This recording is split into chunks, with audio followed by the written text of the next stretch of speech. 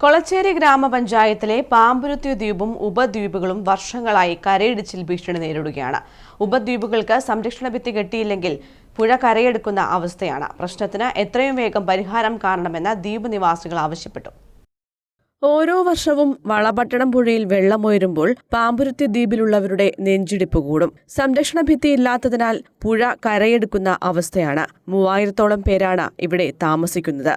2 വർഷം മുൻപ് കാലവർഷത്തിൽ പാമ്പുരുത്തി പാലത്തിന് സമീപമുള്ള MP ഖദീജയുടെ വീടിന്റെ ചുറ്റുമതിലും സമീപമുള്ള 100 മീറ്ററോളം റോഡും പുഴയെടുത്തിരുന്നു.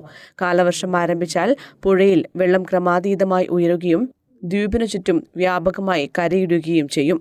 10 മുതൽ 13 സെന്റ് വരെ പുഴയൊടുക്കുന്നുണ്ടെന്നാണ് ദ്വീപിലുള്ളവർ പറയുന്നത്. ദ്വീപിനു ചുറ്റും സംരക്ഷണ ഭിത്തി നിർമ്മിച്ചില്ലെങ്കിൽ ദ്വീപ് എന്നേക്കുമായി ഇല്ലാതാകും. അതേസമയം ഉപദ്വീപുകളായ CH ഐലൻഡും ബംഗ്ലാദേശ് ദ്വീപും കരയിടിയുന്ന നിലയിലാണ്. ദ്വീപിന്റെ സംരക്ഷണത്തിന് അടിയന്തരമായി നടപടി സ്വീകരിക്കണമെന്നാണ് നാട്ടുകാരുടെ ആവശ്യം.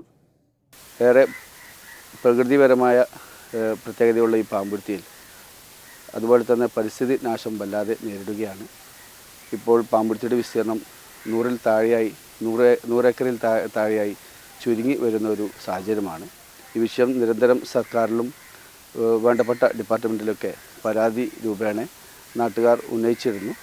എന്നാൽ പാമ്പുരുത്തിക്ക് ചുറ്റും പൂർണ്ണമായ കരിങ്കൽ ഭിത്തി സംരക്ഷണം ഇതുവരെ നടപ്പിലാക്കാൻ സർക്കാരിന് സാധിച്ചിട്ടില്ല. ഈ അടുത്തും ബഹുമാനപ്പെട്ട റവന്യൂ മന്ത്രിക്ക് ഇത് സംബന്ധമായി ജനപ്രതിനിധികൾ നിവേദനം നൽകിയിട്ടുണ്ട്.